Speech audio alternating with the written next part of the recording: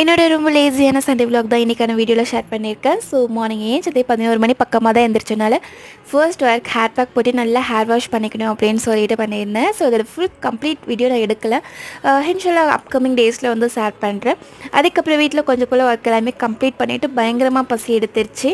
So நல்லா மழையும் அதுவும் வெளியே அதிகமாக இருந்ததுனால நல்லா காரசாரமாக பாஸ்தா வந்து ரெடி பண்ணலாம் அப்படின்னு சொல்லிட்டு அதுதான் வந்து பண்ணியிருந்தேன். ஸோ எப்போவுமே ஒயிட் சாஸ் பாஸ்தானா வீட்டில் எல்லோரும் விரும்பி சாப்பிடுவாங்க. இந்த டைம் வந்து பார்த்திங்கன்னா கொஞ்சம் காரமாக செய்யலாம் அப்படின்னு சொல்லி பண்ணியிருந்தேன். ஸோ இதுவுமே வந்து பார்த்திங்கன்னா டேஸ்ட் ரொம்பவே பிடிச்சிருந்தது.